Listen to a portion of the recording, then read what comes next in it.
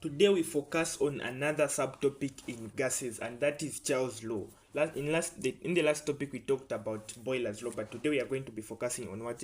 On Charles' law. And in this video, expect to understand how gas volume changes with the temperature, solve numerical problems using Charles' law, and also convert temperature to Kelvin for calculations, and also avoid common mistakes, exam mistakes. So let's go ahead without wasting much of the time. So what is Charles' law?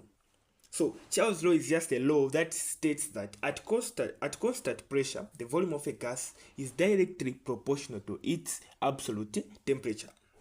So we can remember in the last video I talked about Boyle's law, about temperature being constant. But when we are talking about Charles' law, the one that is constant now is what? Is the pressure.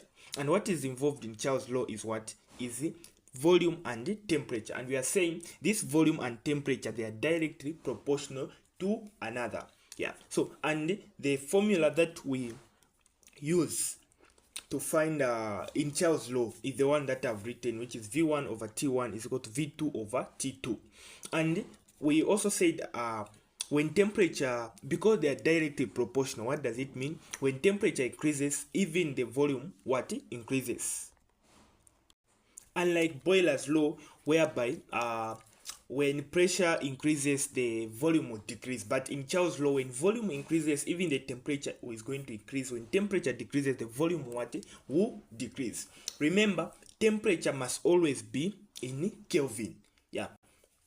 So think of this like heating a balloon makes it expand, but cooling it makes it shrink.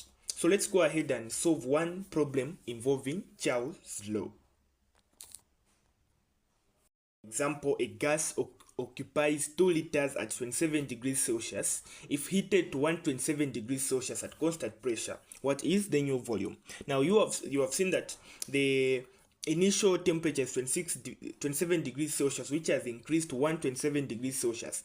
Now our aim is to find the new volume. So the first thing that we should do is convert all the temperatures from degrees Celsius to to Kelvins. And how do we convert? We add 273 to the degrees Celsius. For example, temperature 1. So for temperature 1, it's going to be 27 plus 273, and what's going to be our answer? Our answer is going to be 300. So that's going to be our answer, which is 300, which means temperature 1 is 300. Let's go ahead and solve for temperature 2 also. So there we go, we have our two temperatures. Now the only thing that is remaining is to place them in the formula. That formula that I wrote, which is V1 over T1 is equal to V2 over T2. But now what we are looking is the V2. So let's go ahead and make V2 the subject of the formula.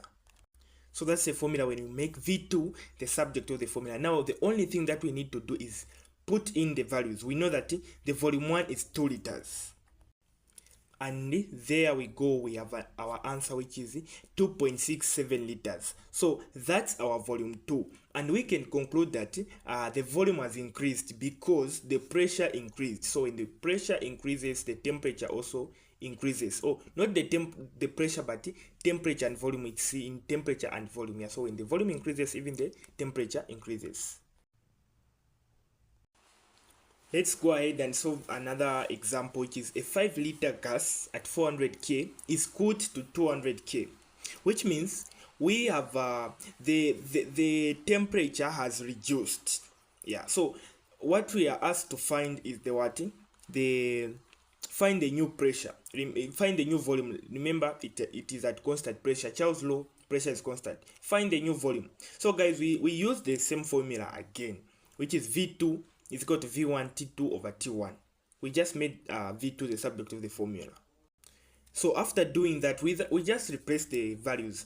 Our V1 is 5 liters and everything else is in the question. And there we go, which is 5 liters times 200 over 400. Now don't make this mistake, because here you can be tempted to put 400 on top, which is T1. Yeah, so don't make this mistake, because it will make the value to be, it might be, instead of increasing, it will reduce. Yeah. So what's the answer there? When we try to solve this, we are going to find that the answer is what? Is it 2.5 liters? As you can see, when we were starting, the volume was 5 liters and we ended up with 2.5 liters. It has decreased. The reason is because even temperature decreases. So just as I said, if you are tempted to put 400 on top, you might get a bigger number, making the answer wrong. Yeah, so this is just proving what Charles' law.